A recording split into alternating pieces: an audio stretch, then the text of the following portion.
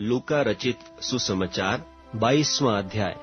अख़मीरी रोटी का पर्व जो फसह कहलाता है निकट था, और महायाजक और शास्त्री इस बात की खोज में थे कि उसको क्यों कर मार डालें, पर वे लोगों से डरते थे। और शैतान यहूदा में समाया, जो इस्करियोती कहलाता और 12 चेलों में गिना जाता था। उसने जाकर महायाजकों और पहरुओं के सरदारों के साथ बातचीत की कि उसको किस प्रकार उनके हाथ पकड़वाए। वे आनंदित हुए और उसे रुपये देने का वचन किया। उसने मान लिया और अवसर ढूंढने लगा कि बिना उपद्रव के उसे उनके हाथ पकड़वा दे। तब अख़मीरी रोटी के पर्व का दिन आया, जिसमें फसह का मेमना बलि करना अवश्य था। और यीशु ने पतरस और यूहन्ना को यह कहकर भेजा कि जाकर हमारे खाने के लिए फसह तैयार करो। उन्होंने उससे पूछा, तू कहाँ चाहता है कि हम तैयार करें? उसने उनसे कहा, देखो, नगर में प्रवेश करते ही एक मनुष्य जल का घड़ा उठाए हुए तुम्हें मिलेगा। जिस घर में वह जाए, तुम उसके पीछे चले जाना, और उस घर के स्वामी से कहो कि गुरु तुझसे कहता है कि वह पाहुनशाला कहाँ है, जिसमें मैं अपने चेलों के साथ फसह खाऊं। वह तुम्हें एक सजी सजाई बड़ी अटारी दिखा देगा, वहां तैयारी करना। उन्होंने जाकर जैसा उसने उनसे कहा था वैसा ही पाया और फसह तैयार किया। जब घड़ी पहुंची तो वह प्रेरितों के साथ भोजन करने बैठा, और उसने उनसे कहा, मुझे बड़ी लालसा थी कि दुख भोगने से पहले यह फसह तुम्हारे साथ खाऊं, क्योंकि मैं तुमसे कहता हूं कि जब तक वह परमेश्वर के राज में पूरा न हो, तब तक मैं उसे कभी न खाऊंगा। तब उसने कटोरा लेकर धन्यवाद किया और कहा, इसको लो और आपस में बांट लो, क्योंकि मैं तुमसे कहता हूं कि जब तक परमेश्वर का राज्य न आए, तब तक मैं दाख रस अब से कभी न पीऊंगा। फिर उसने रोटी ली और धन्यवाद करके तोड़ी और उनको यह कहते हुए दी कि यह मेरी देह है, जो तुम्हारे लिए दी जाती है। मेरे स्मरण के लिए यही किया करो। इसी रीति से उसने ब्यारी के बाद कटोरा भी यह कहते हुए दिया कि यह कटोरा मेरे उस लोहू में जो तुम्हारे लिए बहाया जाता है नई वाचा है।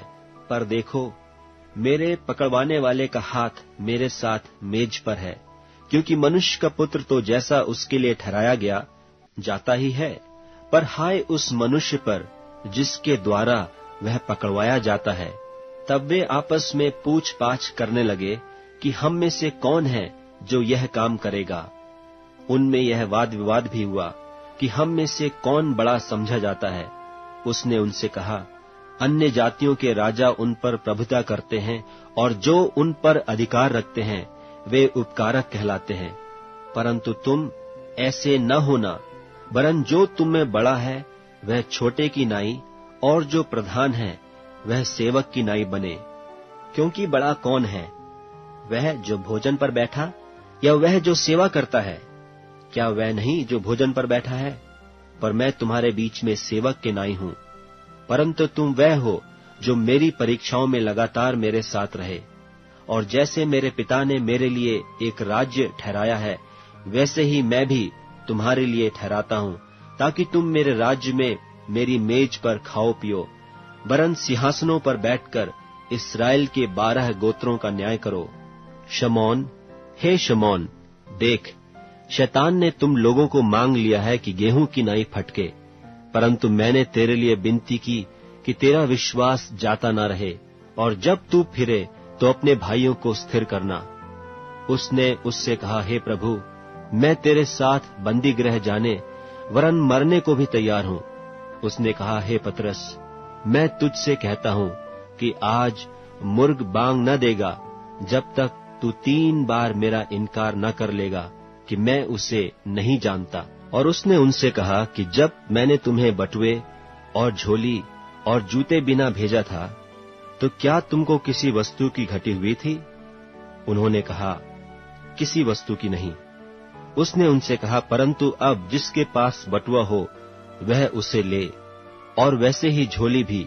और जिसके पास तलवार न हो वह अपने कपड़े बेचकर एक मोल ले, क्योंकि मैं तुमसे कहता हूं कि यह जो लिखा है कि वह अपराधियों के साथ गिना गया, उसका मुझ में पूरा होना अवश्य है। क्योंकि मेरे विषय की बातें पूरी होने पर हैं। उन्होंने कहा, हे प्रभु, देख, यहाँ 2 तलवारें हैं। उसने उनसे कहा, बहुत हैं। तब वह बाहर निकलकर अपनी रीति के अनुसार जैतून के पहाड़ पर गया और चेले उसके पीछे हो लिए। उस जगह पहुंचकर उसने उनसे कहा, प्रार्थना करो कि तुम परीक्षा में न पड़ो। और वह आप उनसे अलग एक ढेला फेंकने के टप्पे भर गया और घुटने टेक कर प्रार्थना करने लगा कि हे पिता, यदि तू चाहे तो इस कटोरे को मेरे पास से हटा ले, तो भी मेरी नहीं परंतु तेरी ही इच्छा पूरी हो। तब स्वर्ग से एक दूत उसको दिखाई दिया जो उसे सामर्थ्य देता था, और वह अत्यंत संकट में व्याकुल होकर और भी हृदय वेदना से प्रार्थना करने लगा, और उसका पसीना मानो लोहू की बड़ी बड़ी बूंदों की नाई भूमि पर गिर रहा था। तब वह प्रार्थना से उठा और अपने चेलों के पास आकर उन्हें उदासी के मारे सोता पाया और उनसे कहा, क्यों सोते हो? उठो, प्रार्थना करो कि परीक्षा में न पड़ो। वह यह कह ही रहा था कि देखो, एक भीड़ आई और उन 12 में से एक, जिसका नाम यहूदा था, उनके आगे आगे आ रहा था। वह यीशु के पास आया कि उसका चूमा ले। यीशु ने उससे कहा, हे यहूदा, क्या तू चूमा लेकर मनुष्य के पुत्र को पकड़वाता है?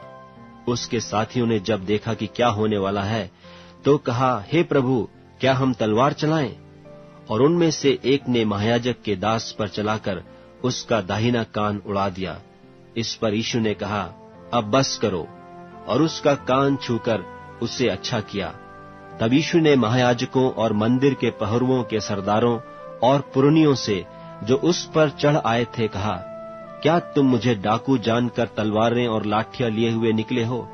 जब मैं मंदिर में हर दिन तुम्हारे साथ था तो तुमने मुझ पर हाथ न डाला, पर यह तुम्हारी घड़ी है और अंधकार का अधिकार है। फिर वे उसे पकड़कर ले चले और महायाजक के घर में लाए, और पतरस दूर ही दूर उसके पीछे पीछे चलता था। और जब वे आंगन में आग सुलगाकर इकट्ठे बैठे, तो पतरस भी उनके बीच में बैठ गया। और एक लौंडी उसे आग के उजाले में बैठे देखकर और उसकी ओर ताक कर कहने लगी, यह भी तो उसके साथ था। परंतु उसने यह कहकर इनकार किया कि हे नारी, मैं उससे नहीं जानता। थोड़ी देर बाद किसी और ने उसे देखकर कहा, तू भी तो उन्हीं में से है। पतरस ने कहा, हे मनुष्य, मैं नहीं हूं। कोई घंटे भर के बाद एक और मनुष्य दृढ़ता से कहने लगा, निश्चय यह भी तो उसके साथ था, क्योंकि यह गलीली है। पतरस ने कहा, हे मनुष्य, मैं नहीं जानता कि तू क्या कहता है। वह कह ही रहा था कि तुरंत मुर्ग ने बांग दी। तब प्रभु ने घूमकर पतरस की ओर देखा, और पतरस को प्रभु की वह बात याद आई जो उसने कही थी कि आज मुर्ग के बांग देने से पहले तू 3 बार मेरा इनकार करेगा। और वह बाहर निकलकर फूट फूट कर रोने लगा। जो मनुष्य यीशु को पकड़े हुए थे, वे उसे ठट्ठों में उड़ाकर पीटने लगे और उसकी आंखें ढांपकर उससे पूछा कि भविष्यवाणी करके बता कि तुझे किसने मारा। और उन्होंने बहुत सी और भी निंदा की बातें उसके विरोध में कहीं। जब दिन हुआ तो लोगों के पुरनिये और महायाजक और शास्त्री इकट्ठे हुए और उससे अपनी महासभा में लाकर पूछा, यदि तू मसीह है तो हमसे कह दे। उसने उनसे कहा, यदि मैं तुमसे कहूं तो प्रतीति न करोगे, और यदि पूछूं तो उत्तर न दोगे। परंतु अब से मनुष्य का पुत्र सर्वशक्तिमान परमेश्वर की दाहिनी ओर बैठा रहेगा। इस पर सबने कहा, तो क्या तू परमेश्वर का पुत्र है? उसने उनसे कहा, तुम आप ही कहते हो, क्योंकि मैं हूं। तब उन्होंने कहा, अब हमें गवाही का क्या प्रयोजन है, क्योंकि हमने आप ही उसके मुंह से सुन लिया है।